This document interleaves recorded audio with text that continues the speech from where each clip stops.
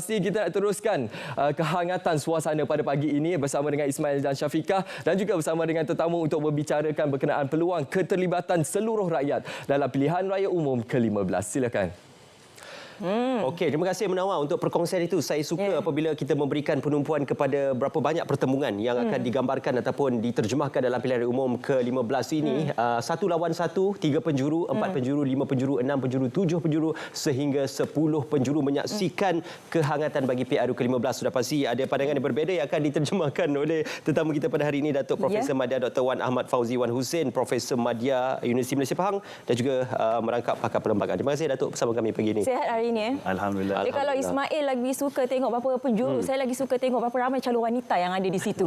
Itu juga kita akan kongsikan dan juga kita akan bicarakan selepas ini. Tapi suka untuk saya bertanya kepada Prof, bagaimana suhunya kali ini? Kalau kita boleh lihat dengan kempen banyak dijalankan secara dalam talian dan mungkin dah tak nampak di luar, tak ada perang-perang hon, perang-perang bendera pun kurang, bagaimana?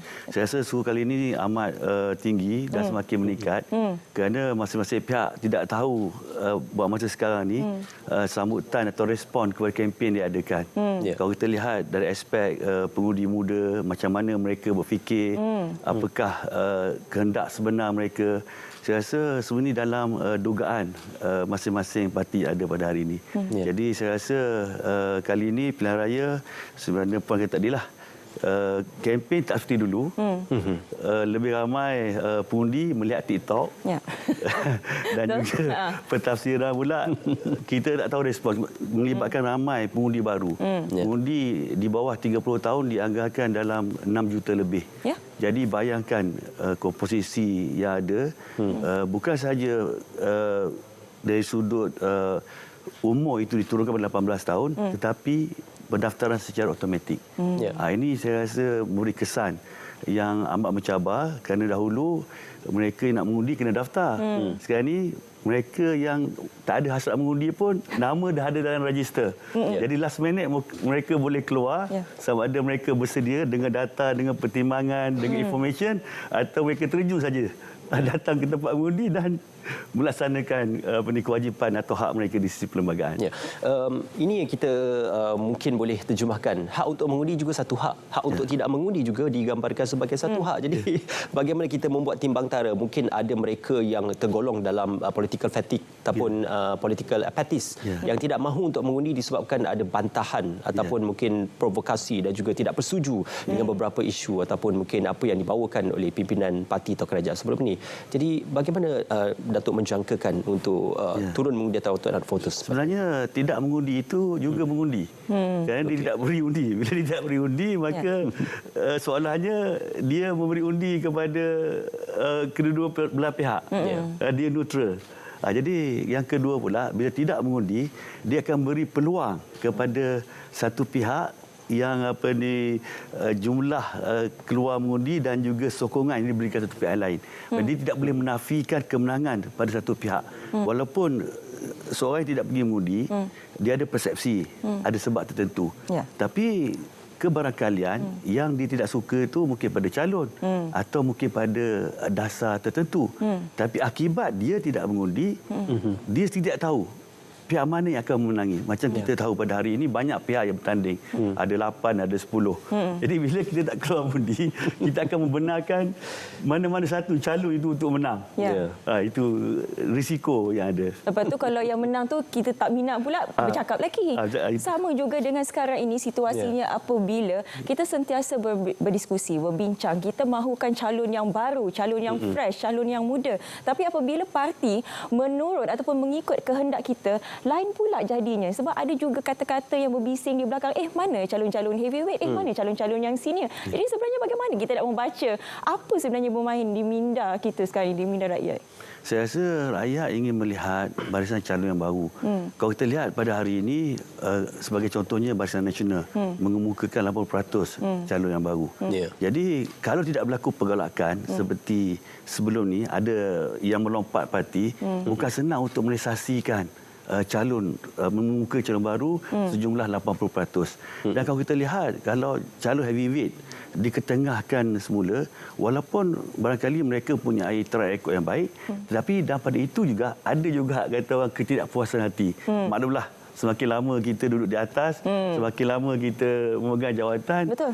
sedikit demi sedikit akan menimbulkan ketidakpuasan hati. Ya. Tapi dengan calon yang baru, mungkin belum lagi diuji, pengundi belum kenal mereka, tapi yang mustahak ada bridge, communication bridge di antara golongan muda dan calon muda yang ditengahkan oleh parti. Ya. Kerana kita tahu communication sangat penting sekali. Beza umur, cara berfikir, cara melayani, cara respon, cara bekerja akan dipengaruhi oleh faktor usia.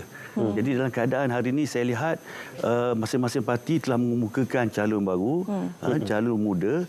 Bukan setakat parti muda, tapi parti yang tidak muda pun mengemukakan calon yang baru. Ya. Jadi itu Tak masuk bebas lagi. tak masuk bebas lagi. Dan bebas ni begitu menarik. Selebriti pun ada, NGO pun ada. Saya tak pastilah sama ada mereka masuk ni benar-benar bertanding atau sekadar untuk meramaikan orang atau Kacau gang. Jadi begitu menariklah pada pilihan raya kali ini. Ya, kalau kita sebut menarik juga, mungkin situasinya itu mungkin kita boleh gambarkan berbeza antara Semenanjung dan juga Sabah Sarawak. Di Sabah Sarawak antara banyak yang pertembungan satu lawan satu berbanding di Semenanjung yang menyaksikan sehingga 10 penjuru dan juga ada beberapa pertembungan calon-calon yang dikatakan sebagai Syafiqah tadi heavyweight. Tidak terkurang juga apabila calon yang melompat kawasan seperti mana Datuk Seri Anwar Ibrahim dari Port Dickson ke Tambun dan juga ada beberapa calon lain seperti Khairi Jamaluddin ke Rembau, dari Rembau ke Sungai Buloh. Jadi bagaimana untuk kita melihat pembaharuan yang ditonjolkan oleh parti ataupun gerak kerja parti ini akan membawa satu strategi yang baru untuk perihal PRU ini? Kalau saya baca kenyataan beberapa strategi Datuk Seri Anwar bertanding di Tambun, dia dikaitkan dengan pelang besar parti Pakatan Harapan untuk menguasai Putrajaya. Dia bukan satu sekadar perpindahan, tetapi untuk memberi momentum di negeri Perak. Kerana di Perak itu kita lihat Pakatan Harapan agak kuat juga. Dengan Datuk Seri Anwar bertanding di Perak katanya untuk create koridor utara. Jadi bukan kata orang saja-saja pergi ke Perak. Dan berhubung dengan KJ pula, saya lihat di sana jumlah majoriti adalah Melayu. Dan saya rasa tidak mustahil KJ boleh menang di Sungai Buloh kalau kena strategi. Sebab beliau usia muda kan, dan juga pengalaman pentadbiran dan sebagainya. Dan tak silap saya, majoriti Melayu, jumlah pengundi Melayu lebih kurang 60%. Kalau tidak saya. Jadi itu boleh memberi kejutan sebenarnya. Perpindahan macam Anwar Ibrahim itu, it's a statement sebenarnya. Jadi kita semua pun memang akan alert lah sebenarnya apa sebenarnya strategi mereka. Tapi itu perpindahan berdasarkan ataupun mengikut parti. Tapi kalau mereka yang tidak dicalonkan, pindah ke parti yang lain, bagaimana sebenarnya? Adakah jenama mereka cukup kuat, nama sendiri itu cukup kuat untuk menangi hati, ataupun masih lagi bersandarkan parti sebenarnya? Saya rasa kalau individu, banyak jasa dia, pengaruh dia, budi dia, bakti dia kepada kawasan dia, mungkin dia memberi signifikan. Sejarah membuktikan tokoh seperti Tan Sri Syahril yang bertanding di Parlimen Johor Bahru dulu kan, walaupun tidak bertanding atas tiket UMNO dulu pun masih boleh memenangi. Jadi saya rasa faktor individu tu juga mustahak di samping faktor parti. Kita lihat macam Datuk Seri Syahidah Kasim, walaupun digugurkan boleh bertanding atas tiket Perikatan Nasional, tapi dari sudut kita boleh lihatlah keupayaan diri dia tu untuk Itu perjuangan peribadi atau perjuangan parti? Saya melihat itu mungkin lebih kepada keinginan untuk terus berada dalam arus perdana lah, pada pandangan saya lah. Okey, alright. Ini cukup menarik kerana kalau diikutkan banyak percaturan-percaturan yang membawa nama-nama gergasi ataupun nama-nama besar seperti Datuk Seri Hamiduddin yang diletakkan untuk Parlimen Port Dickson dan juga mungkin Datuk Hazni diletakkan di Johor. Sebelum ini memegang penjawatan bekas Menteri Besar. Jadi membawa nama bekas-bekas Menteri Besar, bekas-bekas Menteri, Timbalan Menteri. Apakah kebarang kalian untuk mereka meneruskan legasi mereka dan juga kemenangan mereka di kawasan Parlimen dalam situasi politik yang berbeza ini, Datuk? Saya rasa tokoh besar yang tidak bermasalah yang seiring dengan kepimpinan parti, saya lihat kedudukan mereka itu akan digunakan untuk mengukuhkan parti jika sekiranya parti menguasai kerajaan kelak. bukan posisi mereka kalau tidak daripada state kepada parlimen berjalan begitu saja. Kerana kita lihat gabungan yang ada pada hari ini dengan 80% muka baru pastinya akan memberi cabaran yang baru. Sebab dalam keadaan sekarang isu ekonomi, isu sosial bukan mudah untuk mengatasi cabaran. Tengok saja ekonomi. Kalau kita dengar daripada statement Pakatan Harapan, fail government, kerajaan nak bankrupt. Tapi dengan pembelanjaan, kalau kita lihat belanjawan baru ni pun merupakan belanjawan terbesar. Jadi di mana kerugian yang dilontarkan sebelum ini? Dan bagaimana kerajaan yang akan menguasai nanti selepas pilihan raya mampu untuk mencari dana, mendapatkan sumber pendapatan untuk melaksanakan manifesto yang dijanjikan kepada rakyat. Okey. Saya mengambil kembali apa yang tadi Prof katakan mengenai calon bebas cukup meriah ya. Kalau kita boleh lihat untuk PRU15 ini terutamanya di kawasan Batu itu. Tapi itulah di mana sebenarnya ruang dan juga peluang mereka. Sebab kita kata kita hidup dalam sistem demokrasi. Kita memberi peluang kepada semua sekali. Jadi mereka ini sebenarnya membawa suara rakyat. Tapi adakah rakyat terbuka untuk memilih mereka? Itulah saya kadang-kadang bila tengok terlampau ramai di Batu, sama ada mereka ini menguji populariti ataupun tujuan mereka untuk next PRU. Kadang-kadang mereka bertanding mula-mula ni untuk memperkenalkan diri. Macam orang jual barang lah, test market dulu. Mungkin akan dibuat kemudian. Dan yang kedua, mungkin mereka mengharapkan ada parti lain melihat mereka sebagai potensi untuk diambil kemudiannya mewakili parti pada pilihan yang akan datang. Jadi kita lihat yang agak terkejut jugalah. Individu seperti Haji Rani Kulub kata saya dah sudah bertanding juga kan. Jadi memang sudah terkenal. Uncle Kentang pun bertanding. Jadi mereka mungkin rasa terpanggil apabila melihat begitu ramai orang nak jadi pemimpin. Jadi bila mereka lihat mereka mempunyai peminat masing-masing. Dan mereka pun selalu bersuara dalam media sosial dan juga mengutarakan isu-isu penting. Jadi masing-masing mencuba nasib. Kita bayangkan di Batu kan kalau tak silap kemenangan kepada calon bebas. Di Batu ke di mana? Yang Bukan Batu yang next last pilihan raya. Yang Tin Hua disqualify. Ya, betul. Dan calon bebas. Bebas. Jadi kemungkinan itu antisipasi ataupun kata orang tuah kan masa bertanding kalau tiba-tiba calon lain disqualify disebab tertentu tarik diri dan sebagainya mungkin ada kemenangan. Atau mungkin disebabkan kepercayaan kepada pengundi baru atas pagar yang belum buat keputusan dan yang mungkin akan mengundi kadang-kadang faktor undi ni pada mula-mulanya nak main-main. Kita cubalah kan. Dan bila kita cuba, bila masa-masa kita cubalah mungkin boleh beri kemenangan kepada calon bebas. Datuk, saya nak tanya berkenaan isu disqualify ataupun mungkin untuk menggagalkan penyertaan ataupun penamaan tersebut. Kerana diikutkan dalam Akta Kesalahan Pilihan Raya, sebarang bentuk pemaparan ataupun mengambil gambar dan juga memuat naik gambar-gambar kertas undi itu di sosial media boleh menjadi satu kesalahan di bawah Akta Kesalahan Pilihan Raya. Ada tindakan di Twitter baru-baru ini calon-calon sendiri yang memuat naik gambar-gambar tersebut dikongsi oleh pengundi-pengundi mereka untuk undi awal dan juga undi pos. Jadi tidakkah ini kesalahan yang boleh menyebabkan kelayakan mereka sebagai calon akan terbatal? Ya, pertama kelayakan calon itu pada proses penamaan. Mereka masing-masing sudah lepas. Jadi proses sesungguhnya ialah proses berkempen sehinggalah diisytiharkan kemenangan. Jadi saya percaya bila proses penamaan sudah lepas, masing-masing melihat siapa yang menang. Jika sekiranya yang menang itu ada isu yang dikatakan tadi, mungkin perkara bangkit. Kalau yang tewas, barangkali isu ini akan diam begitu saja.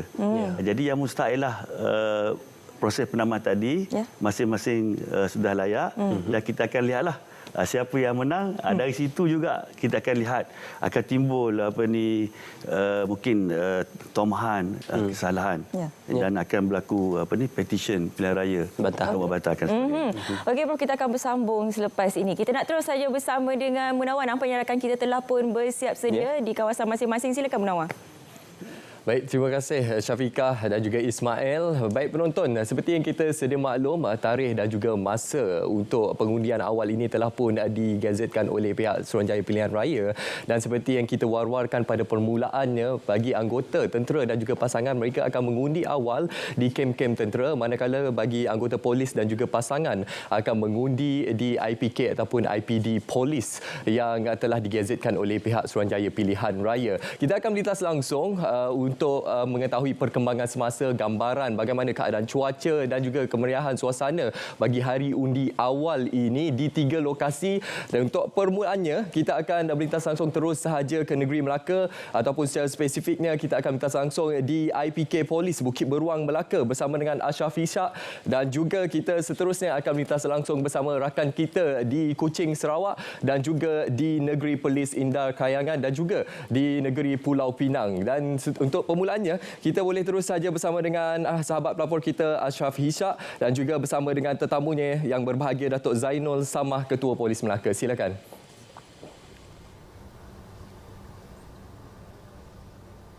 Baik, terima kasih Munawar di studio. Assalamualaikum warahmatullahi wabarakatuh dan salam sejahtera. Kita bersiar langsung seketika dari Ibu Pejabat Polis Kontingen IPK Melaka bersempena dengan hari pengundian awal di negeri Melaka ini. Dan untuk makluman anda, IPK Melaka ini merupakan salah satu daripada 31 pusat pengundian awal secara keseluruhannya yang dibuka di negeri Melaka untuk PRU15. Dan alhamdulillah proses pengundian awal telah pun bermula sejak pukul 8 pagi tadi dan akan berakhir pada pukul 5 petang nanti. Dan untuk kita mengetahui dengan lebih lanjut situasi semasa di sini, bersama saya ketika ini adalah Ketua Polis Melaka, iaitu Datuk Zainul Samah. Baik, Assalamualaikum Datuk. Ya, Waalaikumsalam. Okey Datuk, pertamanya mungkin secara umumnya boleh Datuk kongsikan bagaimana perjalanan proses undi awal pada pagi ini dan melibatkan berapa ramai anggota dan pegawai. Ya. Okey, terima kasih Encik Ashraf.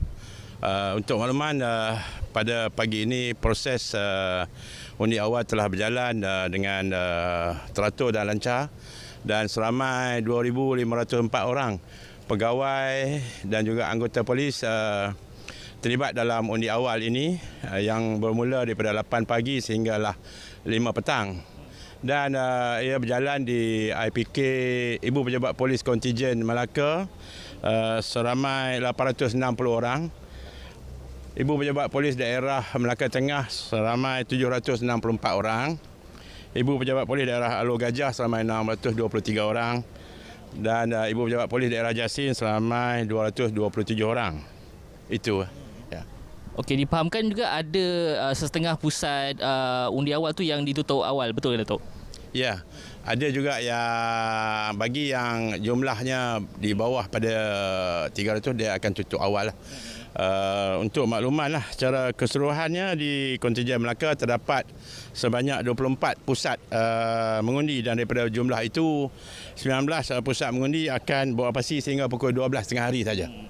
So ada 19 pusat mengundi yang beroperasi hanya setakat pukul 12 tengah hari. Mungkin dari segi mungkin ramai yang tidak tahu, dari segi pembagian tugas tu bagaimana dilakukan untuk membolehkan ada anggota yang mengundi dan dalam masa yang sama turut ada anggota yang bertugas tu, bagaimana dilakukan pembagian tugas? Ya, kita ada seramai 50 orang anggota PDAM yang turut sama bertugas membantu SPR. Yang mana mereka terlebih dulu akan mengundi seawal jam 8 pagi lah. Dan selepas dia membuang undi, anggota-anggota ini akan bertugas di setiap saluran pusat mengundi awal yang telah pun ditetapkan. Okey, jadi yang bertugas akan keluar mengundi dulu sebelum mereka kembali menjalankan tugas. Okey, mungkin seperti yang kita tahu, lagi beberapa hari berbaki hari pengundian iaitu 19 November. Mungkin dari segi persiapan pihak polis di IPK Melaka sendiri, bagaimana pihak polis bersedia untuk menjelang hari pengundian nanti? Okey, bagi menghadapi pilihan raya umum ke-15 ini, PDAM Kontingen Melaka telah menggerakkan seramai 2,089 pegawai kanan polis dan pegawai rendah polis daripada 2,580 kekuatan yang sedia ada. PDAM Kontingen Melaka juga menerima bantuan sumber manusia daripada Bukit Aman seramai 125 orang, melibatkan 17 pegawai kanan dan 108 pegawai rendah polis. Mereka ini telah pun diatur gerak untuk penugasan pilihan raya umum bagi memastikan kesejahteraan dan keamanan negeri Melaka terjamin.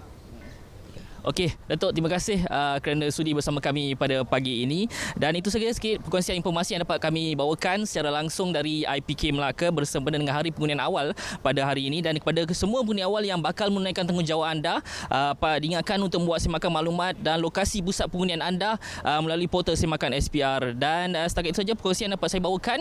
Kita nak mengetahui perkembangan selanjutnya bersama rakan setugas saya Muhammad Syadikin yang kini berada di IPK Sarawak. Silakan Syadikin, bagaimana perkembangan di sana?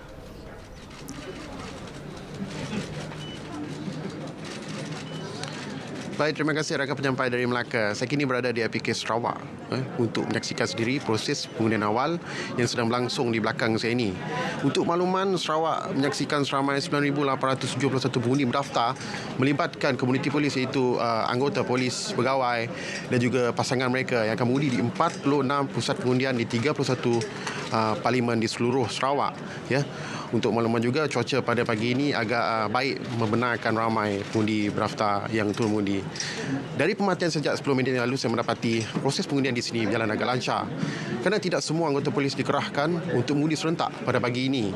Ini juga bagi membolehkan kerja-kerja lapangan polis di lapangan berjalan seperti biasa dan efisien.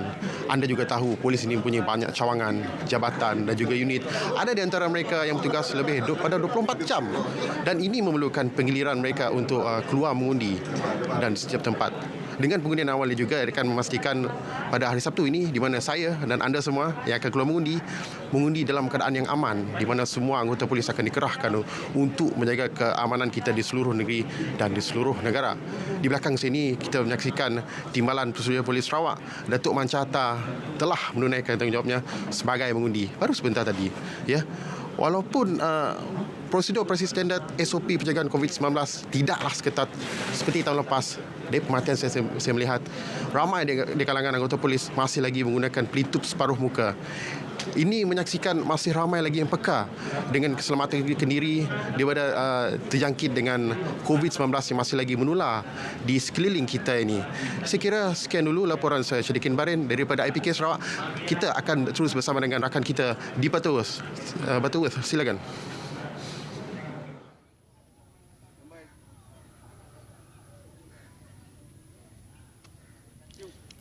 Terima kasih Syarikin dari Sarawak. Keadaan cuaca hujan lebat sebaik saya tiba di Dewan Seri Bayu TUDM Butterworth ini pada jam 7 pagi tadi, namun semakin baik hingga setakat ini. Seramai 11,065 orang pemilih bakal menunaikan tanggungjawab mengundi awal di keseluruhan 35 pusat pengundian seluruh Pulau Pinang. Ini melibatkan anggota tentera dan pasangan serta anggota polis dan pasangan bagi pasukan Gerakan Am PGA. Kesemua mereka bakal memilih calon terbaik mengisi 13 kerusi parlimen yang dipertandingkan. Untuk makluman, 4 pusat undian awal dibuka di Parlimen P042 Tasik Glugor ini membabitkan keseluruhan 2,607 pengundi di 4 lokasi iaitu di Dewan Seri Bayu TUDM Butterworth, Bilik Mesyuarat Balai Polis Teluk Air Tawar, Bilik Mesyuarat Balai Polis Sungai Dua dan Bilik Maklumat Balai Polis Tasik Glugor.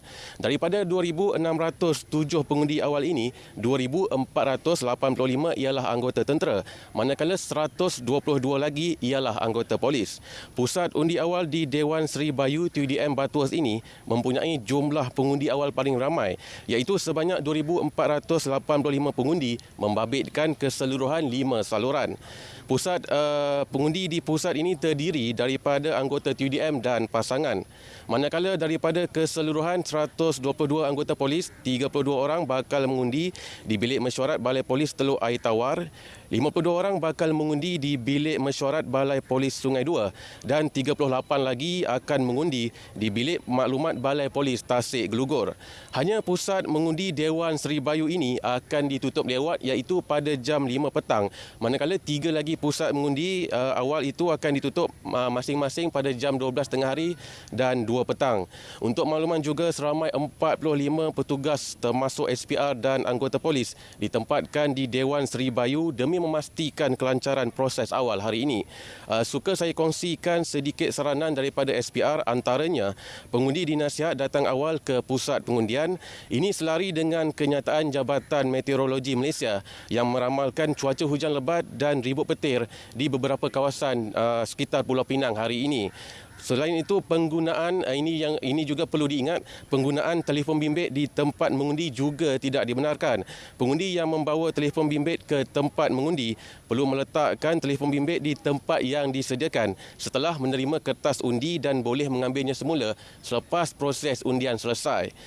Pengundi juga diminta segera beredar selepas mengundi dan juga perlu diingat, pengundi tidak boleh hadir mengundi pada hari mengundi biasa. Kesemua kertas undian awal akan disimpan di lokap polis dan hanya akan dikira pada 19 November bermula jam 4 petang di tempat pengundian undi yang ditetapkan. Okey, untuk sedikit makluman, Parlimen Talisik Glogor pada PRU 15 kali ini menyaksikan pertembungan menarik 5 penjuru di antara calon Barisan Nasional, calon Pakatan Harapan, calon Warisan, calon Pejuang dan calon Perikatan Nasional. Baik, saya kira setakat itu dahulu laporan terkini saya di Dewan Seri Bayu TUDM ini. Kembali kepada Munawar di studio, yang saya di RTM, #MyPRU15. Baik, terima kasih kepada sahabat-sahabat pelapor kita, Tuan Muhammad Ikram yang bertempat atau berlokasi di Dewan Seri Bayu, Butterworth, TUDM Pulau Pinang, dan juga kita dah mendengar daripada pelaporan rakan-rakan kita di negeri Melaka ataupun IPK Bukit Beruang Melaka serta di IPK Kuching Sarawak. Sepastinya daripada gambaran yang disampaikan itu tadi, alhamdulillah keadaan cuaca agak baik dan juga proses pengundian awal seawal jam 8 pagi tadi berjalan dengan lancar. Dan penonton, selepas ini banyak lagi lokasi-lokasi lain yang akan kami bawakan, kami sampaikan kepada anda untuk kita mengetahui situasi semasa dan perkembangan terkini bagi pusat undi awal PRU ke-15 ini. Terlebih dahulu penonton, ayo kita saksikan satu pakej istimewa yang akan kami sediakan kepada anda, iaitu berkenaan transformasi Bandar Marang, khususnya melibatkan projek menaik taraf dan jambatan Sungai Marang, membabitkan kos RM338.5 juta bersama dengan Azrul Jusoh. Silakan.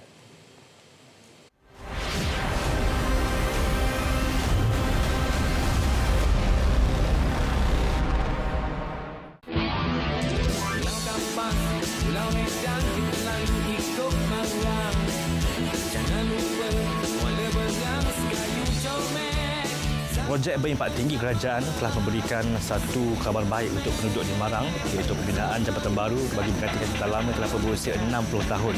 Dan ini bakal memberi impak kepada kehidupan mereka, terutama dari segi pendapatan ekonomi dan pelbagai aktiviti yang boleh menjana pendapatan mereka di masa depan. Suatu projek yang sangat dinanti-nantikan bukan sahaja oleh warga Marang, bahkan warga negeri Terengganu. Setiap tahun apabila tiba musim cuti sekolah, perayaan dan musim waktu puncak, kedengaran rungutan tentang keadaan bottleneck yang ada di Jambatan Marang ini. Sebagaimana yang kita sedia maklum bahawa projek menaik taraf jabatan ini adalah merupakan salah satu usaha kita untuk meredakan masalah kesesakan jalan yang kerap berlaku sejak sekian lama. Kesesakan berlaku daripada Kampung Keluluk lah, Pantai Keluluk hingga ke Bandar Marang. Dengan itu, dengan inisiatif Kerajaan Negeri di bawah RMK 12, Kerajaan Persekutuan dia bagilah projek ke kita, Jambatan Marang ni dengan kos projek lebih kurang 338 juta. Dijangka siap pada tahun 2025 lah, pertengahan tahun 2025. Telah pun bermula pada Disember 2021 dengan kos kontrak yang berjumlah 338 juta yang merangkumi 1.5 km untuk menaik taraf jalan sedia ada daripada 2 lorong kepada 4 lorong dan juga 1 km jejambat flyover yang merentasi Sungai Marang sehingga ke Bandar Marang lah. InsyaAllah kalau siap projek ni kita jangka dapat mengurangkanlah kesesakan di Bandar Marang dan juga memberi keselesaan dan penjimatan masa lah dan juga keselamatan kepada pengguna jalan raya. Di samping itu juga kita bagi kemudahan kepada bot-bot Zongsi untuk melalui di bawah jabatan kita ini. Untuk ke hulu, Kerajaan Negeri telah sediakan slipway di sebelah muara ini untuk perbaikan bot-bot lah. Sebelum ni tak ada, jadi Kerajaan Negeri dah sediakan untuk bot-bot untuk baiki. Sebelum ni mereka baiki di Tumpak, di Duyung. Sekarang ni industri itu dah ke Marang lah. Selain itu juga untuk produk-produk tempatan lah di sebelah hulu, di Kampung Jenang dan di Kampung Batu Putih lah. Pembangunan yang sedang diusahakan oleh pihak kerajaan adalah untuk memberi kemudahan dan keselesaan kepada nelayan dan pemain industri berkaitan demi menjamin masa depan mereka. Azrul Faizal Jusoh, RTM.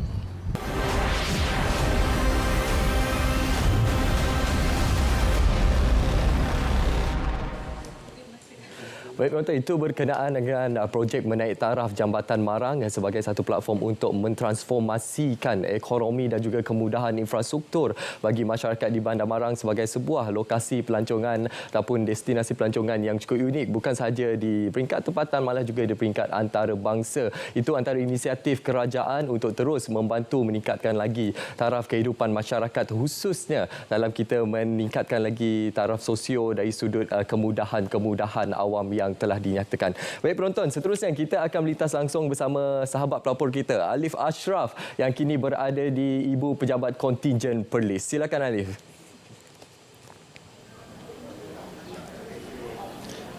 Ya, baik Munawar, kini saya berada di Dewan Serbaguna IPK Perlis dan Dewan ini menjadi salah satu lokasi bagi proses undi awal yang telah pun bermula pada pukul 8 pagi tadi. Dan menurut tinjauan saya sejak bermulanya proses undi awal tadi, boleh saya katakan sudah 15% anggota polis dan pasangan melunaskan tanggungjawab mereka sebagai pengundi.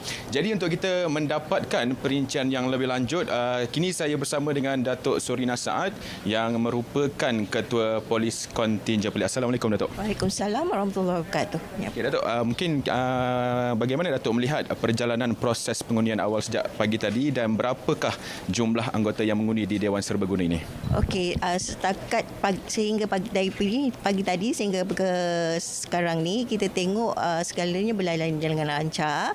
Untuk di IPK ni seramai 533 orang akan mengundi awal dan segalanya untuk setakat ni rasanya dah 15% pun dah mengundi awal kan. Jadi Datuk, mungkin Datuk ada saranan kepada warga polis, khususnya anggota polis, untuk tidak rasa takut dan gentar mengundi pada hari ini? Rasanya pihak polis tak sepatutnya rasa gentar dan takut untuk mengundi. So yang kita risaukan adalah pengundi-pengundi di negeri Perlis ni.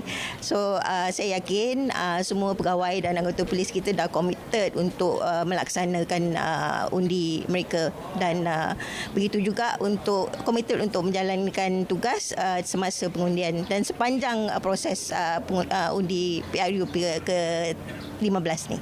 Jadi mungkin Datuk boleh kongsikan bagaimana pihak Datuk menjaga keselamatan peti undi selepas selesainya proses undi awal pada hari ini? Okey, selepas selesainya pengundian awal pada petang ni, pihak polis akan membawa peti-peti undi ni ke lokap IPD Kanga untuk disimpan sehingga ke 19 hari bulan untuk proses pengiraan lah nanti. Ya, baik, terima kasih Datuk atas perkongsian dan maklumat sebentar tadi. Baik, saya rasa itu sahaja perkembangan yang dapat saya kongsikan di Perlis. Saya Alif Ashraf Kamanur yang sahih di RTM #MyPRU15. Kita kembali ke angka seperi bersama Munawar. Silakan Munawar.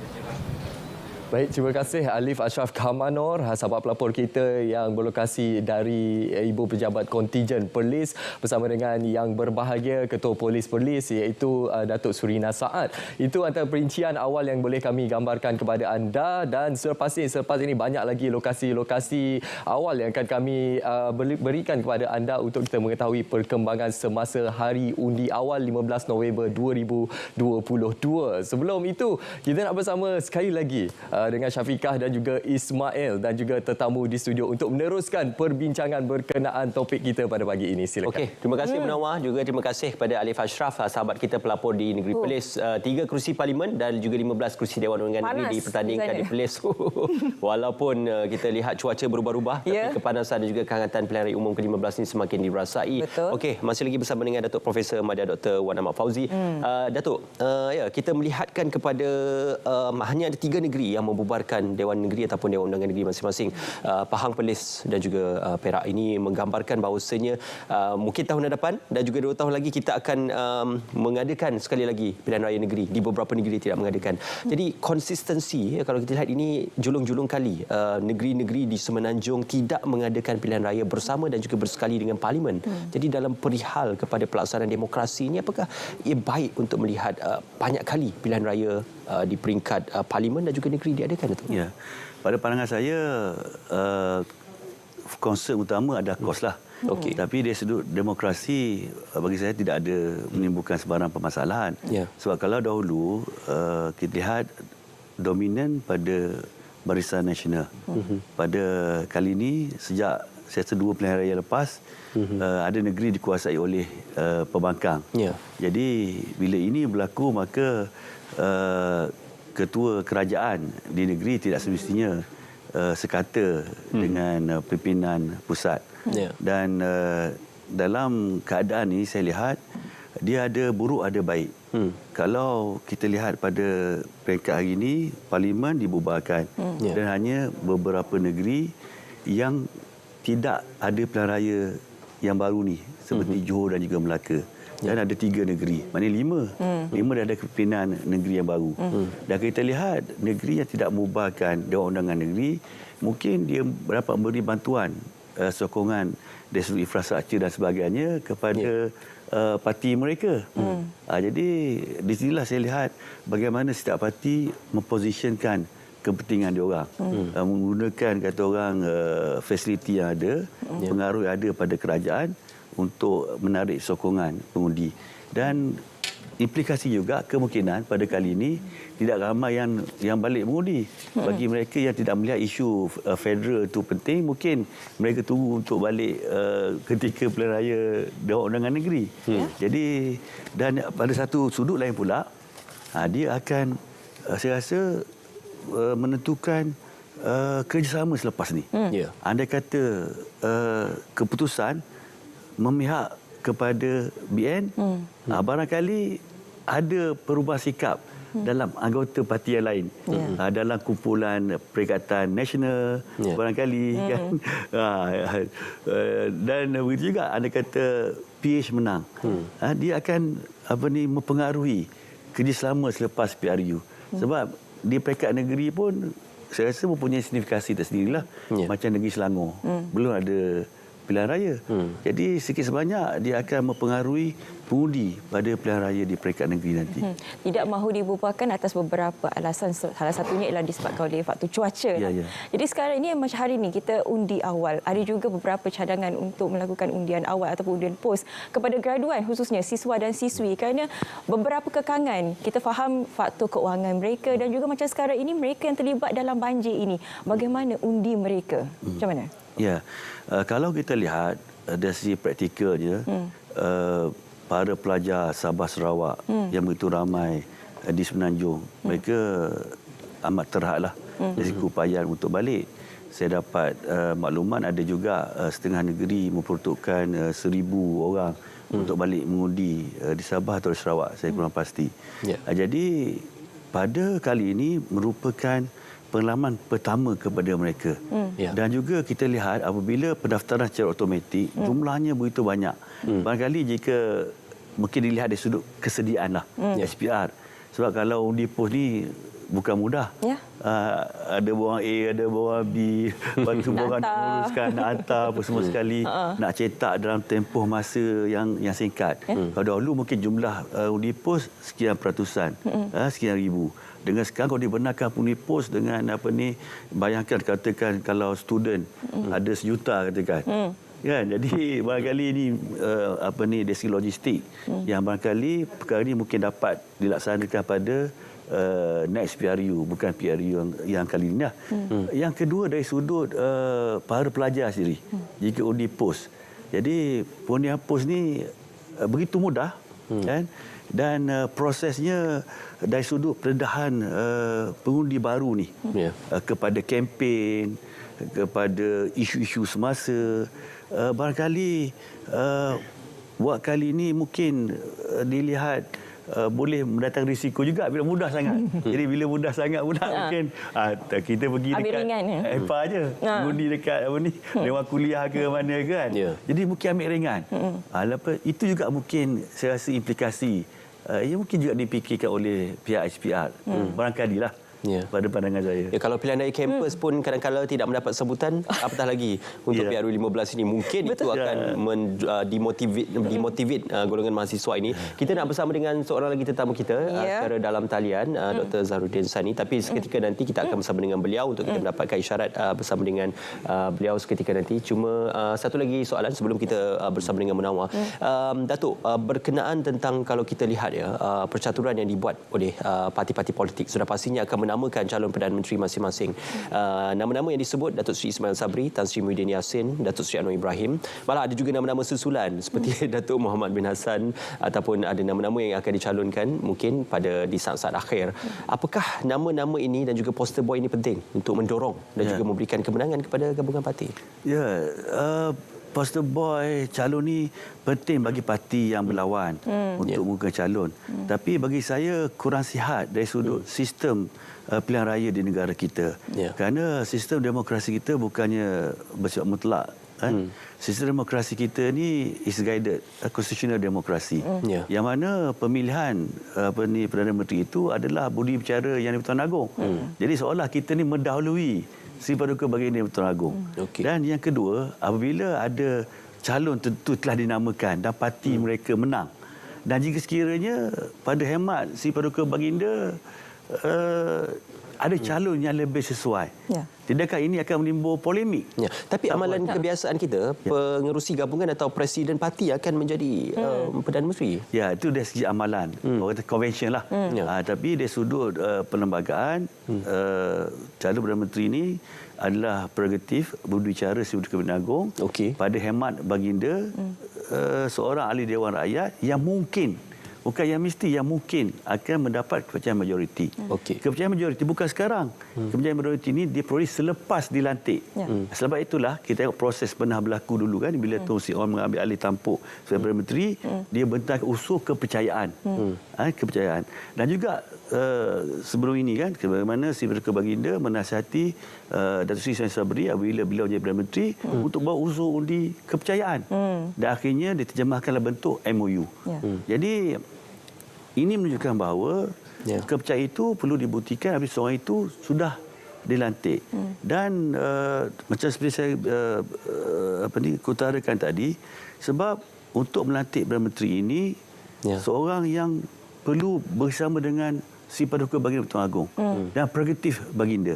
Jadi jika setiap parti telah mencalonkan Perdana Menteri kan, kalau dulu ni mungkin sebab convention kan tak ada timbul isu. Sebab sekarang ni masing-masing parti komponen berpeluang untuk jadi Perdana Menteri. Kita tak tahu, kita tak tahu siapa yang akan jadi Perdana Menteri kan. Jadi masing-masing menamakan tujuan kempen. Dan ada juga seolah saya lihat penamaan calon Perdana Menteri digunakan untuk kempen, untuk mengatakan orang ni tak baik, kalau orang parti ni menang orang ni akan naik, orang ni begini-begini. Jadi itu pun satu pada pandangan saya lah. Memanglah kita bercakap soal integriti, soal, tapi dalam keadaan sekarang inilah semua pemimpin utama parti dikaitkan dengan banyak isu. Cuma ada setengah tu ni kita dengar persepsi orang lah. Belum kena, bukan kata. Jadi suasana, saya melihat sebenarnya sistem yang ada negara kita, selagi kita tak ada undang-undang perdanaan, selagi itulah isu berbangkit dengan perdana politik ini akan menjadi question mark dari segi ketulusan, dari segi pendakwaan terpilih. Sebab tu kita lihat ada yang melompat tu. Katanya yang terpaksa melompat pun ada. Kerana takut, kata saya tak tahu lah. Ditawarkan 15 juta. Macam-macam. Bertukar kerajaan. Jadi pertama mungkin ada tomahan lah. Saya rasa tomahan sebab saya tak tahu, saya pun tak dituduh juga kan. Pertama adanya tomahan ditawarkan. Ada juga takut ada fine, kena dakwa. Jadi persepsi inilah yang membina kata orang keseluruhan bagaimana kita melihat kepimpinan yang ada pada hari. Kenapa? Kita tak ada undang-undang perdanaan. Jadi kalau kita ada undang-undang perdanaan jelas mana yang boleh, mana yang tak boleh. Sebab kita maklum sebagai ketua parti, dia ada tanggungjawab. Yang bekerja parti ni bukannya dana cukup untuk beri gaji kan, orang yang berkhidmat berjasa kita kan. Kalau dia susah, takkan nak biar begitu saja. Jadi saya tidak menghalalkan cara. Tapi apa yang saya nak utarakan di sini, perlu ada undang-undang pendanaan supaya semuanya telus dan tidak ada pendakwaan terpilih. Kutipan derma awam boleh jadi dana politik, Datuk? Ya, kalau ada undang-undang yang regulate secara mudah kan. Kalau kita lihat dalam kutipan duit, kalau syarikat ada syarat dia kan, nak ambil sebagai apa kan, syarikat awam ke, syarikat sediaan berhad ke, tujuan ambil itu untuk apa kan. Jadi dia ada undang-undang yang regulate kutipan awam. Tapi yang musyak sekali, selagi tidak ada pendanaan, kalau orang bagi, betul lah dia kata dia bagi tanpa syarat. Tapi kemungkinan bila dah orang bagi, kita rasa terikat juga. Hutang budi. Tapi kalau tak ambil, ada keperluan sebab yang nak jaga yang susah kan, yang datang, imagine kalau seorang jadi ahli politik, ahli parlimen, betul dapat gaji besar, tapi keresahan bila berlaku kemenangan dan sebagainya, nak cari duit kat mana. Sebab tu saya melihat, saya ada cadangkan lah. Saya ada buat cadangan baru ni, supaya kalau kita betul nak address isu korupsi politik ni, ada dua perkara. Yang pertama, undang-undang pendanaan. Yang kedua, pindaan perlembagaan sikit je. Jumlah menteri ni kita boleh lantik daripada kalangan perkhidmat awam. Maksudnya seperti di Amerika kan, dia ada kongres. Tu House of Representatives kan. Mereka ni jadi wakil saja, bercakap saja, dia tak akan jadi dalam kabinet. Kan? Yelah, betul lah pemilihan presiden itu direct lah. Tapi kita ikut macam biasa, cuma kita pindah untuk jadi menteri, boleh ambil senator dan juga perkhidmatan awam. Jadi orang ni ada pengalaman kan, sama ada nak ambil KSP sebagai menteri kewangan ke, dibolehkan, pandangan saya. Jadi dengan cara ni, ahli parlimen perlu diberi gaji yang sewajarnya, diberi peruntukan yang sama supaya dia boleh berkhidmat dengan masyarakat. Kalau orang nak dana untuk bercakap, dia bukan ambil dana daripada projek kerajaan. Maknanya kalau kita nak cari isu apa, lobby. You cara ni kita sediakan tech, kita sediakan information, kita sediakan research, you bercakap dekat parlimen. Dia bercakap je. Dia tak akan jadi menteri. Jadi dengan cara ni saya rasa ekspektasi orang di bawah mereka pun akan kurang. Kan? Jadi kita lihat dululah macam setengah parti pembangkang. Mereka tak perlu dana yang besar untuk membiayai penyokong. Penyokong yang membiayai mereka. Jentera kempen.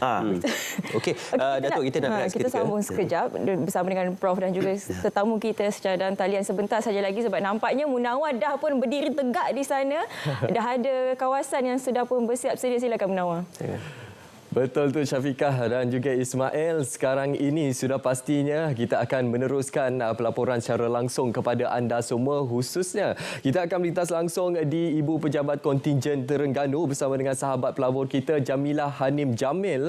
Yang turut bersama dengan beliau adalah Datuk Rohaimi Muhammad Isa yang merupakan Ketua Polis Terengganu, untuk kita melihat bagaimana gambaran semasa khususnya hari undi awal setelah jam pertama berlalu, iaitu seawal jam 8 pagi. Sekarang ini 9:02 pagi. Jadi bagaimana gambaran suasananya pada ketika ini? Terus saja bersama dengan sahabat pelapor kita Jamilah Hanim Jamil yang sudah pun bersedia di sana. Silakan sahabat pelapor kita.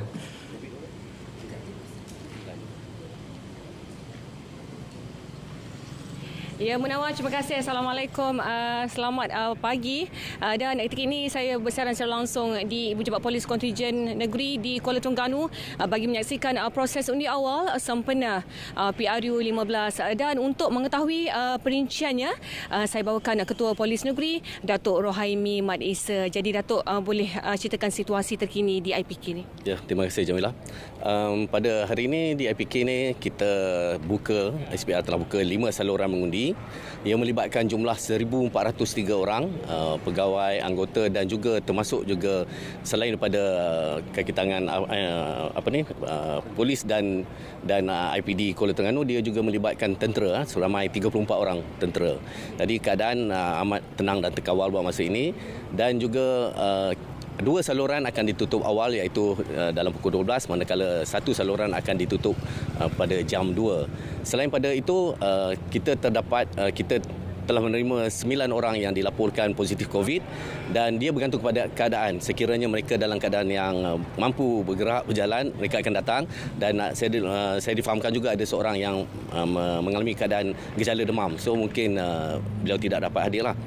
Jadi selain pada itu saya rasa saya haraplah semua pengundi-pengundi terkait tangan kita di IPK ini juga IPD dapat mengundi awal kerana cuaca pada pagi ini amat tenang dan begitu baik sekali. Semoga ianya berjalan lancar.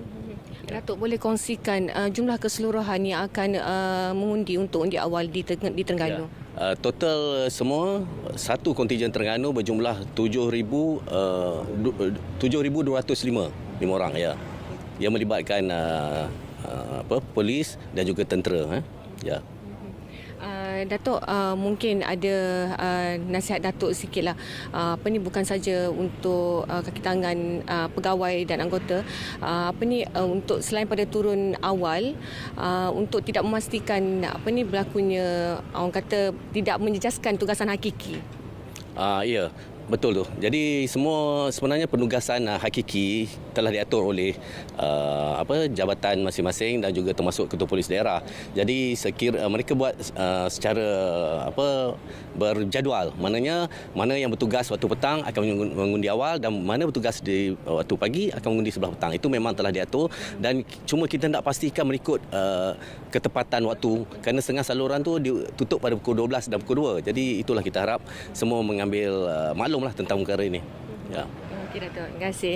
Itu tadi antara sedikit perkongsian awal daripada Datuk Rohaimi Mat Isa, Ketua Polis Terengganu mengenai proses undi awal yang berlangsung di IPK di Kuala Terengganu ini. Menawar kembali pada anda yang sahih di RTM #MyPR15. Baik, terima kasih sahabat pelapor kita Jamilah Hanim Jamil atas perkongsian dari IPK Terengganu. Dan sekarang ini penonton, kita akan terus saja terbang ke negeri Sabah untuk kita mengetahui perkembangan semasa di IPK Kota Kinabalu bersama dengan Magdalena Depol dan juga untuk kita mengetahui bagaimana gambaran semasa suasana bagi hari pengundian awal pada jam yang kedua ini iaitu pada jam 9 pagi ini. Terus saja bersama dengan Magdalena Depol di IPK Kota Kinabalu Sabah. Silakan.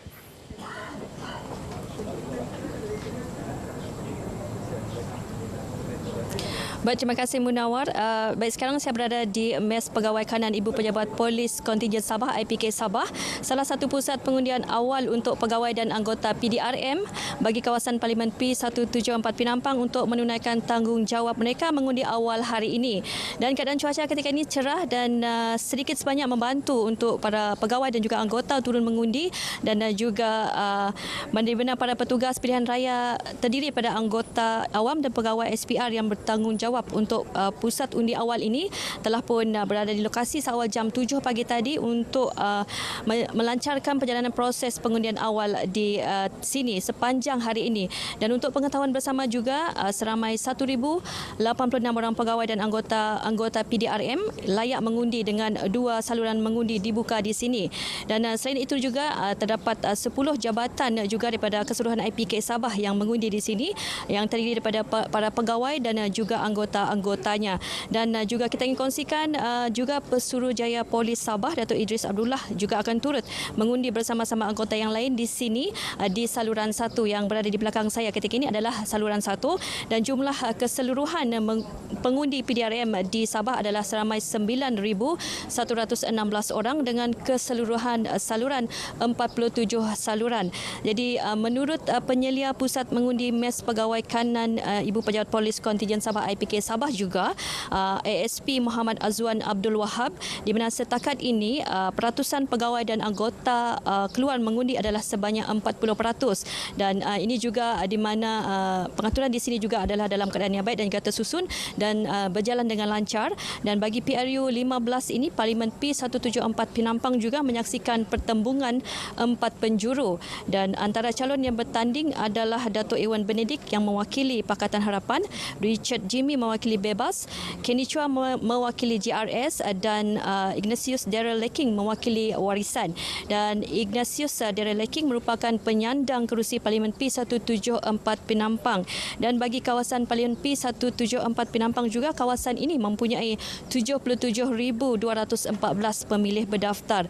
Jadi untuk semua, tunaikan tanggungjawab masing-masing sebagai masyarakat Malaysia dan juga jangan lupa membawakan pengenalan masing-masing untuk turun mengundi. Dan juga saya kira sekian dulu laporan daripada pengundian awal dari Mes Pegawai Kanan Ibu Pejabat Polis Kontijen Sabah IPK Sabah. Saya Magdalena Depol yang sahih di RTM #MyPRU15. Baik, terima kasih Magdalena Depol atas perkongsian dari IPK Sabah. Alhamdulillah perkembangan yang sangat baik yang disampaikan oleh Magdalena Depol berkenaan dengan peratusan yang keluar mengundi setakat jam 9 pagi ini ialah 40% dan ianya memberikan gambaran bagaimana komitmen yang diberikan oleh petugas-petugas keselamatan, anggota polis dan juga anggota tentera ini untuk mereka menzahirkan undi mereka demi PRU yang ke-15 ini. Dan seterusnya penonton, pastinya kami ingin meneruskan siaran pada pagi ini dengan berkongsi informasi-informasi penting sudah pasti untuk kita mengetahui berkenaan dengan bagaimana kita memberikan perincian dari sudut pusat pengundian awal ini yang boleh kita gambarkan kepada anda satu demi satu dan ianya merupakan gambaran yang jelas untuk kita berikan kepada anda pusat pengundian awal yang kita kongsikan. InsyaAllah kita akan berlintas langsung di ke semua lokasi-lokasi pusat mengundi awal ini daripada beberapa lokasi dan juga di keseluruhan negeri dan juga sepastinya ianya akan memberikan penggambaran secara menyeluruh kepada kita dari segi statistik yang turun mengundi, peratusan dan juga gambaran cuaca secara keseluruhannya. Dan selain itu juga kita ingin memberikan gambaran bagaimana jenis pengundi yang ada dalam pilihan raya umum.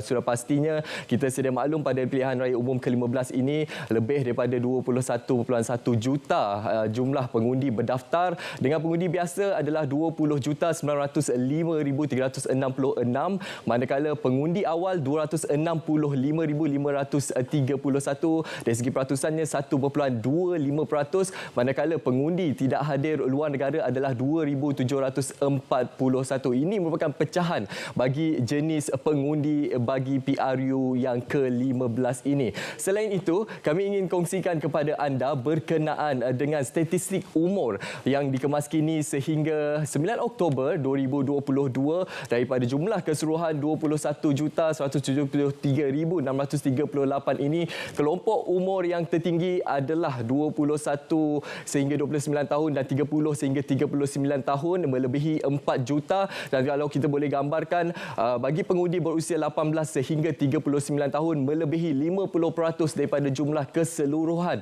pengundi berdaftar iaitu 21.1 juta pengundi. Ini merupakan gambaran yang cukup jelas bagaimana kita memperlihatkan peningkatan yang signifikan di antara jumlah pengundi bagi PRU yang ke-15 ini dan juga PRU yang ke-14 sebelum ini. Baik, kita nak beralih semula bersama dengan Syafiqah dan juga Ismail Adnan dan juga tetamu. Baik, mungkin sebelum ini kita sering kali berbicara berkenaan trend dan juga sentimen dalam kalangan masyarakat secara keseluruhannya. Bagi pandangan Datuk Prof sendiri, bagaimana trend dan juga sentimen dalam kalangan anggota keselamatan ini? Ya, kecenderungan pengundian tu. Betul. Saya rasa kali ini susah sih nak agak.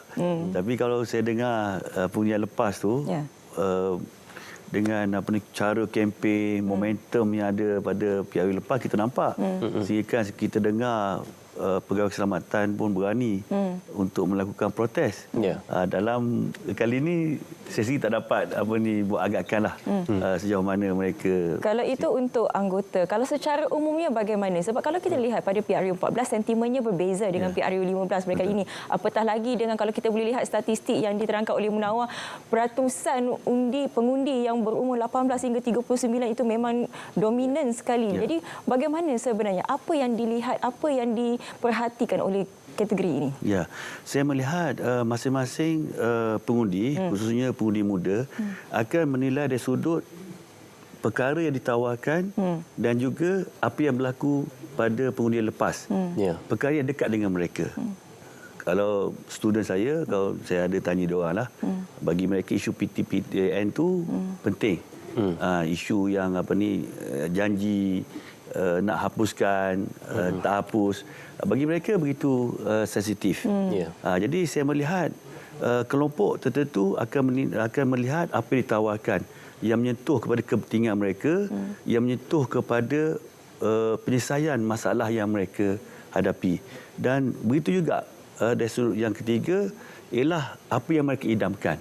Kalau kita lihat NGO Islam atau NGO yang bukan bercorakkan NGI itu, mereka ada wishlist masing-masing.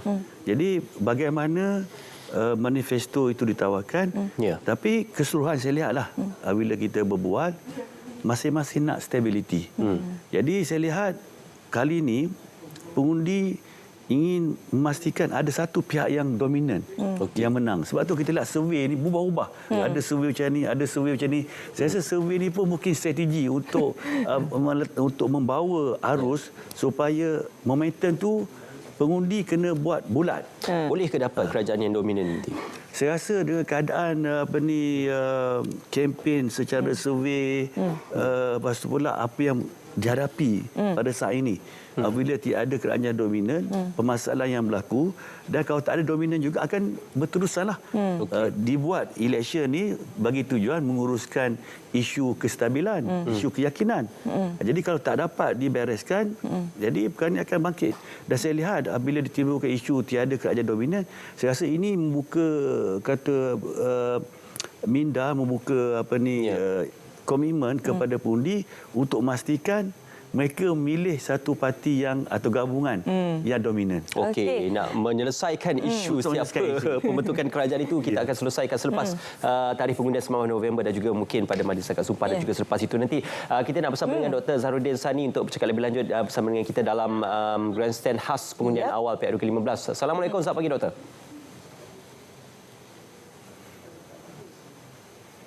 Doktor, Assalamualaikum, selamat pagi. Hello, Doktor. Doktor? Okey, Dr. Zahar boleh bersama dengan kami pada ketika ini? Dr. Zahar? Okey. Mungkin kita akan bertanyakan dengan Dr. Zahrudin seketika nanti. Tapi saya nak ambil kembali apa yang tadi Prof katakan. Andai katalah kalau terjadinya gabungan itu. Kalau jadilah kan, kalau kita harapkan tidaklah, sebab apa yang kita mahukan ialah kestabilan sekarang ini. Tapi kalau terjadi sekalipun, apa sebenarnya pro and con dan juga bagaimana untuk kita mendapatkan kestabilan itu dalam kerajaan gabungan ini? Ya, saya lihat yang ada gabungan ni adalah kembali pada janda, bukan pada anak dara. Sebab masing-masing pihak kenapa janda yang dipilih pagi ni? Masing-masing dah ada pernah bersama. Pernah bersama. Lepas tu dah bercerai. Dah bercerai. Jadi kita lihat janda mana yang menarik perhatian untuk dipilih untuk bersama kembali. Jadi saya rasa mereka akan lihatlah pengalaman lepas. Yang mana satu yang kurang memeningkan kepala, yang mana satu mudah diuruskan. Jadi faktor inilah saya rasa kebersamaan. Tapi disclaimer, perbincangan kita pagi ini tidak bersifat patriarki. Tidak matriarki. Cuma Datuk, ini persoalan penting. MGC Survey ada melakukan satu dapatan ataupun kajian berkenaan mungkin PH akan memenangi kerusi terbanyak, tetapi Barisan Nasional yang akan membentuk kerajaan, dan ini akan turut disusuli dengan satu gabungan yang lain bersama dengan Barisan Nasional. Di Semenanjung ibaratnya sudah berpatah arang antara BN dan juga PN, tetapi di Sabah dan juga Sarawak, BN dan juga PN masih ada iras-iras dan juga jalinan kerjasama. Itu jadi di manakah bentuk kerjasama ini akan diterjemahkan kembali dan juga orang kata cinta lama berputik kembali. Itulah yang saya kembali ke janda. Jadi janda mana yang lebih selesa sebenarnya. Jadi kalau kita lihat mungkin juga itu merupakan satu strategi kempen untuk menakutkan pengundi kan, supaya mereka tidak memilih parti tertentu. Tapi kalau benda ni kata orang keberangkalian yang mungkin berlaku pun sukar untuk kita nafikan. Dalam keadaan tiada mana-mana gabungan parti yang dominan.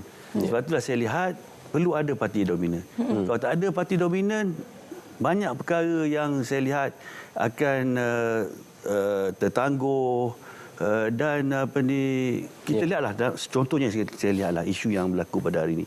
Kita lihat macam-macam tawaran yang ada, tapi bersifat material. Bagi yang memerlukan tak ada masalah.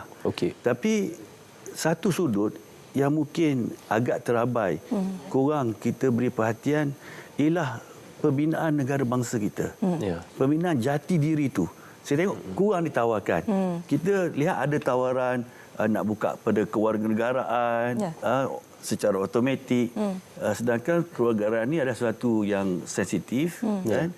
Dan kewarganegaraan juga perlu sebarang pindahan perlu dapat perkenan daripada Majlis Raja-Raja termasuk perkara di bawah perkara 159 Fasal 5 Perlembagaan Persekutuan. Begitu juga isu yang melibatkan bahasa. Kan? Jadi dalam keadaan kita masih lagi tidak berlaku asimilasi bahasa dan kerana tuntutan kaum tertentu kita terpaksa memperkenalkan dasar yang liberal sehingga bercakap soal sekolah vernacular sensitif dan tuntutan kepada UAC semakin meningkat sekarang dari sudut bahan rujukan sebagainya tidak menyumbang kepada pembinaan negara bangsa, tidak membawa semangat sumpah kewarganegaraan.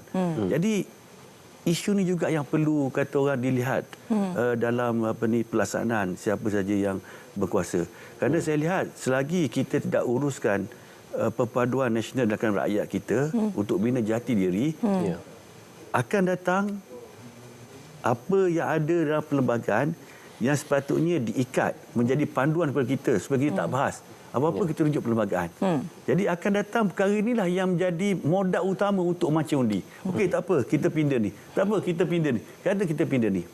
Akhirnya kita bukannya bawa kepada keterakuman, kesepakatan. Kita membuka lagi luas perbezaan. Perpecahan. Diversity dan perpecahan. Ini yang agak saya risau. Satu isu yang saya ingin tanya kepada Prof. Sangat peliklah sekiranya saya seorang wanita di sini, Munawar lelaki, Ismail lelaki, Prof lelaki, tetamu dalam talian juga lelaki. Satu-satunya wanita di sini kalau kita boleh lihat peratusan untuk calon wanita juga tidak mencapai kota sekalipun. Jadi sampai bila sebenarnya masalah ini terjadi? Sebab adakah di mana kebincangan itu terjadi? Adakah masih lagi rakyat tidak percaya ataupun parti tidak percaya kepada wanita, sedangkan kalau kita melihat wanita ini keterlibatan mereka apabila di akar umbi itu memang cukup kuat. Kalau di kempen wanita yang selalunya ke hadapan. Ini bagaimana, Prof? Ya, saya lihat ada peningkatan pada 13% calon wanita dalam perayaan kali ini. Saya lihat sebenarnya di belakang lelaki itu wanita, itu yang menentukan dasar sebenarnya. Tapi Prof, di studio ni saya seorang je wanita, Prof. Itu kenapa di belakang? Kenapa tidak boleh bergerak bersama? Dia boleh kontrol dari belakang lagi efektif. Oh, macam tu. Jadi mereka tak perlu pening kepala nak jaga rakyat. Bukan senang nak mengundi jadi wakil rakyat ni. Siang malam orang ganggu dan sebagainya. Tapi Prof, perspektif dan juga view wanita berbanding lelaki berbeza. Jadi kita memerlukan wanita juga, suara mereka. Saya setuju. Tapi kita lihat dalam manifesto semua sekata untuk mengupayakan jumlah pelibatan wanita dalam sektor korporat, sektor perkhidmatan. Jadi tidak ada kerugian di situ. Sebab saya kata wanita ada kontrol laki-laki daripada belakang. Dia tak sakit kepala, tapi keputusan dia buat. Jadi kat rumah kena slotok lah, macam ni abang, kena buat macam ni. Macam tu ke? Biasanya kalau ikut amalannya, biasanya kalau apa-apa pun orang cari isteri, rakyat. Kan? Bukan direct. Kalau rakyat ni belum tentu lagi. Tapi kalau isteri buat keputusan tu, maknanya mungkin 70%. Kena bagi pos wanita lah.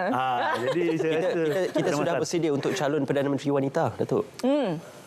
Kita pernah ada calon Menteri Besar kan di Selangor lah hari itu kan. Melaka. Di Melaka ya. Jadi pada pandangan saya lah dalam konteks kita Islam sebagai agama persekutuan, jadi dan persepsi yang ada pada hari ini, sebab kita lihat kalau seorang wanita menjadi Perdana Menteri, banyak kekangan yang ada dari segi tanggungjawab pada keluarga kan, tanggungjawab untuk menjalankan tugas amanah ni bukan satu benda yang ringan. Itulah kita kembali kepada perlembagaan pula. Kepada perlembagaan memang tu bukan tak ada masalah. Akhirnya kita lihat memang ada dunia yang meletakkan wanita sebagai ketua. Tapi kalau kita tanya dalam sebuah syarikat, saya harap NGO wanita tak marah saya lah. Kan? Kalau kita tanya dalam syarikat, even dalam agensi kerajaan, tanya, you suka bos lelaki ke bos perempuan? Oh, cuba tanya. Saya rasa yang wanita pun kata dia suka bos lelaki ke bos perempuan. Betul puan? Kenapa? Kerana kestabilan emosi. Saya hampir bersetuju. Tapi sebenarnya dalam perihal ini kita perlu berlaku adil dan kita tidak boleh menafikan keupayaan mengikut merit lah. Tidak kira jantina, bangsa ataupun tidak kira apa jua yang diperjuangkan oleh mereka dan juga individu masing-masing. Kita sudah bersedia untuk mendapatkan bersama dengan Dr. Sarudin. Belum lagi, kita akan bersama seketika nanti. Cuma Datuk, ini yang kita berikan tumpuan kerana kalau kita lihatkan kepada gabungan-gabungan tersebut sudah pasti meletakkan calon-calon dan risiko yang diletakkan oleh calon-calon dan juga parti-parti ini adalah di satu kawasan yang pertembungannya itu maha dahsyat, ya, melihatkan kepada the giants are competing within each other, seperti mana Datuk Seri Samsul Iskandar menentang Datuk Zahid Hamidi, Datuk Seri Anwar Ibrahim dan juga Datuk Seri Ahmad Faisal Azumu. Manakala di Port Dickson juga ada nama Gergasi, di Sungai Buloh juga meletakkan Khairi Jamaluddin. Apakah ini strategi yang berisiko kalaulah kalah nama dan juga calon besar tersebut membawa dan juga mengheret parti itu kepada kekalahan besar untuk selepas PRU 15? Saya rasa bagi mereka yang bertanding, mereka juga mengharapkan kejutan besar yang akan memposisikan diri mereka. Apabila mereka kalah dengan siapa? Jadi itu pun satu perkara yang boleh kalau bermaruah, bermaruah. Kalau mereka menang akan beri, kata orang, mungkin return lah. Dari segi nama, credentials, kan, kerana dapat menumbangkan giant. Dan bagi dari sudut lain pula, pemimpin yang dicabar, yang dilihat sebagai calon kemungkinan lah, Perdana Menteri seperti Datuk Seri Anwar Ibrahim, mungkin dari satu sudut, mungkin bagi siapa yang tidak mahu beliau kalaulah kalah Datuk Seri Anwar Ibrahim di Tambun, kalaulah misalnya kalah di sana, apa akan jadi kepada PKR dan Pakatan Harapan? Sebab itulah saya lihat sudah ada andaian orang kedua. Kalau which is Rafizi Ramli.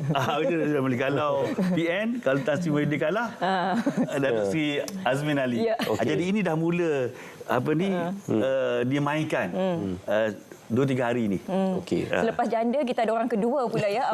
Agak goyah, ya, kita punya sistem kekeluargaan di sini. Apa pun kita nak terus saja bersama dengan Munawar, rakan-rakan kita di lokasi telah pun bersiap sedia. Silakan Munawar. Okey, betul tu Syafiqah. Nampaknya rakan-rakan kita di beberapa lokasi sudah pun bersedia untuk memberikan kita semua perkembangan terkini, perkembangan semasa, khususnya di tempat mengundi awal. Untuk seketikanya kita akan bersama dengan sahabat pelapor kita Fakhur Razi Ismail bertempat di Ibu Pejabat Polis Kontingen Kedah Alostar, dan juga seterusnya selepas itu bersama dengan Nor Syikin Harun yang bertempat di Kem Segenting Port Dickson Negeri Sembilan. Jadi terus saja bersama dengan sahabat pelapor kita yang berada di IPK Kedah Alostar. Silakan.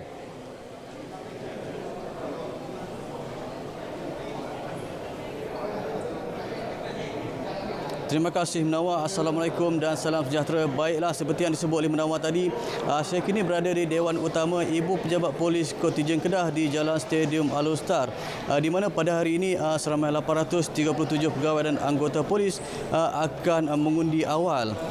Dan untuk mengulas dengan lebih lanjut mengenai hari mengundi awal yang melibatkan kontingen Kedah pada hari ini, bersama saya adalah Ketua Polis Kedah CP Datuk Wan Hassan Wan Ahmad. Jadi Datuk, boleh kongsikan sikit Datuk mengenai perjalanan ataupun proses mengundi awal untuk kontingen Kedah hari ini, Datuk? Terima kasih daripada RTM.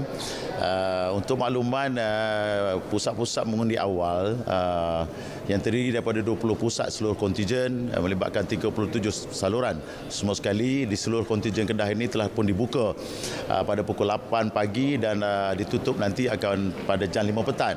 Jadi untuk makluman semua, pengundian awal ini yang melibatkan semua seluruh kontingen melibatkan 6,041 orang, iaitu yang melibatkan semua kaki tangan polis di IPK dan juga sebelah IPD, dan juga terlibatan pihak PGA Kulim, PGA Bukit Kayu Hitam, pasukan polis Mering dan juga pusat latihan polis di Pulapur Langkawi. Walau bagaimanapun pelatih-pelatih telah dibenarkan pulang untuk membuat pengundian dia nanti di daerah ataupun di kampung masing-masing. Jadi untuk ini kita telah membuka pusat pada pukul 8 pagi lagi tadi dan mendapati perjalanan proses pengundian ini berjalan lancar, di mana setakat ini kita telah mengarahkan kalau di IPK ini seramai 835 orang yang terlibat, yang melibatkan kaki tangan yang bekerja di IPK ini, dan pagi-pagi ini telah pun dibuka dan kita tengok perjalanannya lancar, dan mana kita telah bagi-bagikan pukul 8 hingga pukul 9 jabatan pengurusan dan jeep, pukul 9 sampai pukul 10 komersial crime contohnya. Kita akan bagi-bagikan itu supaya menampakkan bahawa pengaliran ataupun aliran pengundian ini dapat dilaksanakan dengan lancar, dan kita harapkan bahawa pengundian ini dapat dilaksanakan 100% sebelum pukul 5 yang ditutup nanti. Setakat ni perjalanan setakat pukul 9.27 pagi ini berjalan lancar tu walaupun hujan di awal tadi dah. Kita dapati bahawa anggota pukul 7 lebih dah ada yang berkumpul di bawah, supaya bila mana pusat pengundian ini dibuka, mereka terus ni. Kalau kita tengok pagi ini adalah daripada Jabatan Pengurusan dan jeep, dan lepas ni dalam tempoh sekarang ni adalah difahamkan adalah Jabatan Komersial Crime, dan yang berhujung nanti adalah balai-balai yang terlibat. Kalau di IPK ini ialah kita terlibat dengan pengujian untuk Parlimen Pokok Sena, iaitu P008, yang melibatkan 3 pusat pengundian di Derga dan Dun Bukit Pinan dan Dun Bukit Lada. So kita harapkan bahawa pengundian itu akan berjalan lancar dan kita akan dapat 100% pengundian lah. Sedikit mengenai keselamatan ataupun kawalan keselamatan sejak hari menang calon dan juga menjelang hari mengundi 19 November tu. InsyaAllah kita telah menggariskan sebanyak 5,000 lebih orang lah, 5,000 lebih orang pegawai dan anggota polis terlibat.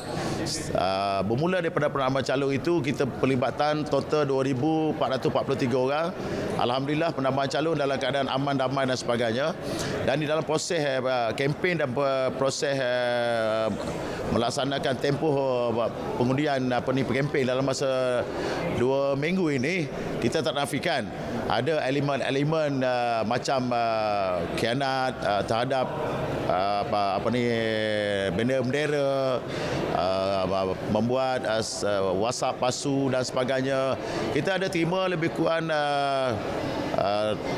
300 lebih report setakat ini, dan kita telah membuka lebih daripada dalam 27 kertas siasatan, terutamanya melibatkan khianat lah, melibatkan kes khianat terhadap bendera, khianat gambar, melakukan scratch ataupun kerosakan kepada calon, nama gambar-gambar calon dan sebagainya.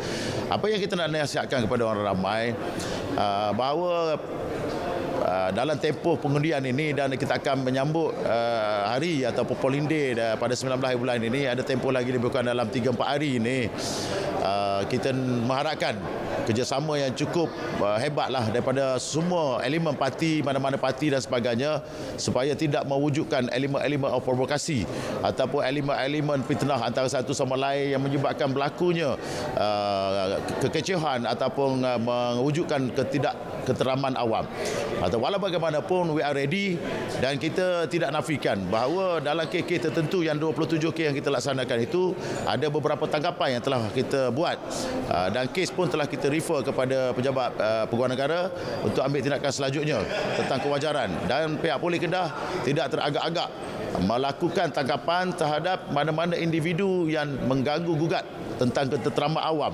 Kita mengharapkan bahawa berlakunya proses demokrasi ini dalam keadaan yang selesa, dalam keadaan ketenteraman awam yang kukuh dengan keharmonian rakyat dan sebagainya. Kita melaksanakan proses demokrasi ini dalam keadaan harap, dalam ketenteraman, dalam tenteram dan sebagainya. Kita tak nak ada elemen-elemen hasutan, fitnah dan sebagainya yang boleh mengganggu gugat masyarakat. Terima kasih Datuk atas perkongsian itu tadi. Yang sahih di RTM. Jangan lupa hashtag MyPRU15. Kita terus saja bersama Ashikin di Polisen untuk laporan seterusnya. Silakan Ashikin.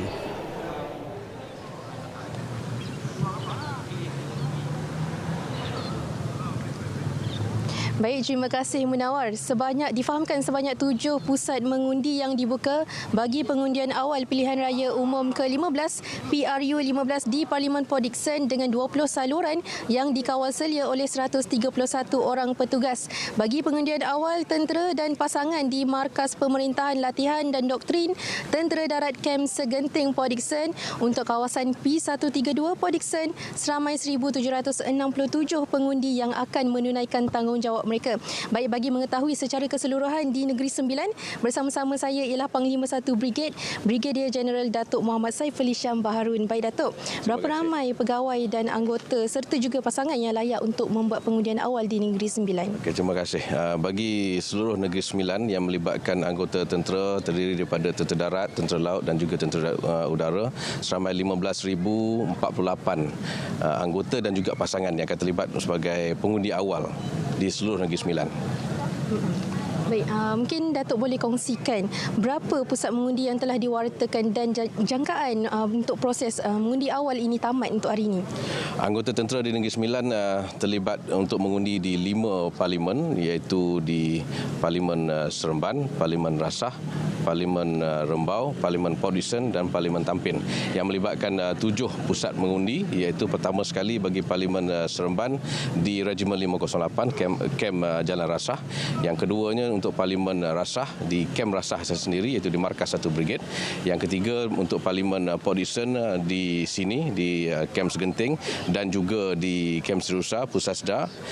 Seterusnya untuk Parlimen Rembau di Paroi, iaitu di Batalion ke-15 Regimen Askar Melayu Diraja Kem Senawang dan juga di Pangkalan Udara Sendayan, dan akhir sekali untuk Parlimen Tampin di Gemas Kem Said Sirajuddin. Jadi bagaimana dengan jangkaan untuk proses pengundian ini, proses pengundian awal tamat untuk hari ini? Proses pengundian berjalan lancar seperti mana yang sudah maklum, telah dibuka pada jam 8 dan akan ditutup pada jam 17.00 atau 5 petang.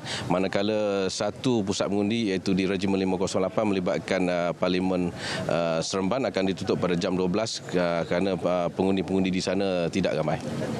Baik, Datuk, mungkin saranan Datuk untuk pegawai, anggota serta pasangan yang membuat pengundian awal untuk PRU ke-15. Bagi pihak Negeri Sembilan, kita telah mengaturkan jadual kepada semua pasukan-pasukan di Negeri Sembilan yang melibatkan pengundian di 7 pusat yang mana telah diaturkan jadual. Jadi saya sarankan kepada anggota-anggota mengikut jadual yang telah disusun supaya tidak berlaku kesesakan di pusat mengundi.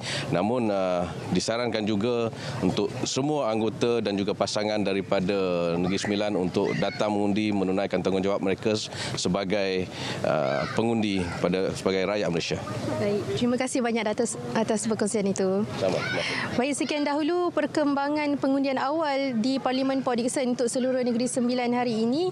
Yang sahih hanya di RTM #MyPRU15. Silakan Munawar.